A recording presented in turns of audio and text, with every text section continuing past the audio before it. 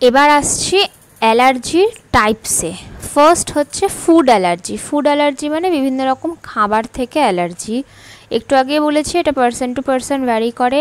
কারুর dairy product মানে milk জাতীয় কিছুতে অ্যালার্জি হতে পারে, কারুর চিংড়ি মাছে অ্যালার্জি হয়, কারুর বেগুনে হয়, কারুর ডিমে হয়, কারুর সামুদ্রিক সি ফিশ যেগুলো হয়ে থাকে সেই সব মাছে অ্যালার্জি হতে পারে, পিনাটস থেকে অনেকের অ্যালার্জি হতে পারে। এইটা কিন্তু পার্সন টু পার্সন সবসময় ভ্যারি করবে। তাই কার কোন ফুড থেকে অ্যালার্জি হবে এইটা একমাত্র অ্যালার্জি টেস্ট ছাড়া আগের থেকে বলা যায় না। নেক্সট হচ্ছে ড্রাগ অ্যালার্জি। ড্রাগ মিনস ধরো আমরা যে সমস্ত ইঞ্জেকশন নিয়ে থাকি বা ওষুধ খেয়ে থাকি তার মধ্যে তো বিভিন্ন রকমের কম্পোজিশন থাকে। সেই কম্পোজিশনের যে কোনো কম্পাউন্ড থেকে যে কোনো মানুষের অ্যালার্জি হতে পারে।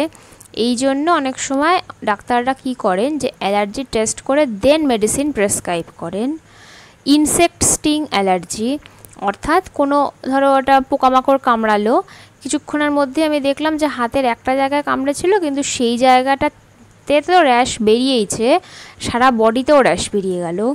এইটাও কিন্তু একটা টাইপ অফ অ্যালার্জি। তো এইটাকে আমরা বলবো হচ্ছে ইনসেক্ট বাইট বা ইনসেক্ট স্টিং অ্যালার্জি।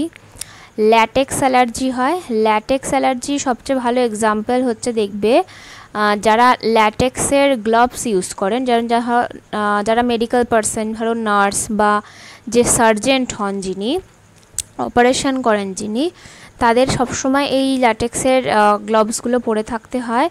তাদের কিন্তু অনেকের ক্ষেত্রে এরম হতে পারে যে হাতের তালু বা পাম অঞ্চলটার মধ্যে কিছু র্যাশেস বেরোলো বা লাল রঙের কিছু মানে দেখা গেল। তো ওইটা কিন্তু হচ্ছে ল্যাটেক্স অ্যালার্জি, মানে ল্যাটেক্স যে কেমিক্যাল জিনিসটা সেইটার থেকে ওদের অ্যালার্জি হচ্ছে, যেহেতু ওদের বেশিরভাগ সময়টাই এই গ্লাভসটা পরে থাকতে হচ্ছে। তাই কার কোথার থেকে কোন অ্যালার্জি হবে এটা কিন্তু বলা যায় না। যে কোনো সাবস্টেন্স থেকেই যে কোনো মানুষের অ্যালার্জি হতে পারে। আমরা তার মধ্যে কিছু সাবস্টেন্সকে নিয়ে এখানে তোমাদের বোঝানোর চেষ্টা করছি।